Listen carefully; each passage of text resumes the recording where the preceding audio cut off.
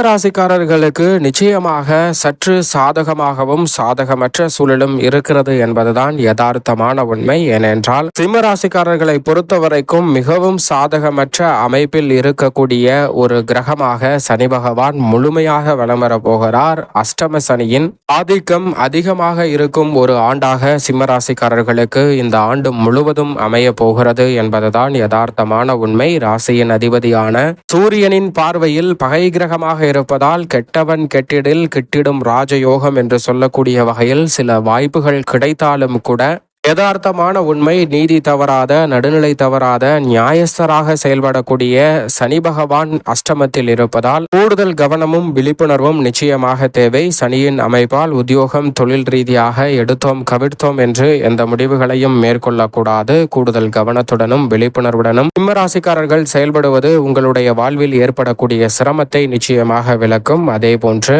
குரு பகவானின் அமைப்பை பொறுத்த வரைக்கும் குரு பகவான் லாபத்தில் வலம் வரப்போகிறார் முற்பகுதியில். பிறகு விரயத்தில் உச்சம் பெறுகிறார். இறுதியில் தனத்தில் நுழைகிறாருங்க. குரு பகவான் 3 இடங்களை வலுப்படுத்துவதால் எப்படி பார்த்தாலும் ராசிக்கு சகாயமான குரு பகவான் நிறைந்த நன்மையை இந்த வருடம் முழுவதுமே அள்ளி கொடுக்க போகிறாருங்க. குருவின் அமைப்பு மிக சிறப்பான வளர்ச்சியை நிச்சயமாக சிம்ம ராசிக்காரர்களுக்கு ஏற்படுத்தி கொடுக்கிறது. விரயத்திற்குள் சென்றாலும் கூட அங்கு உச்சபலம் பெற்றிருக்கிறார். எனவேதான் இந்த வேளையில் நீங்கள் எதிர்பார்ப்பதை விட சிம்ம ராசிக்காரர்களுக்கு சனியின் அமைப்பு மிகவும் சாதகமற்ற சூழலை உருவாக்கினாலும் குரு அதற்கு நேரெதிராக அமோகமான நன்மையை அள்ளி கொடுக்கக்கூடிய சூழலை உருவாக்குவதால் கவனத்துடன் இருந்தால் அமோகமான நன்மை உங்களை தேடி வரக்கூடிய சந்தர்ப்பம் நிச்சயம் கிடைக்கும் என்பதில் ஒருபோதும் சந்தேகமே வேண்டாம் என்பதை திட்டவட்டமாக உறுதிப்படுத்தி கொடுக்கிறாருங்க.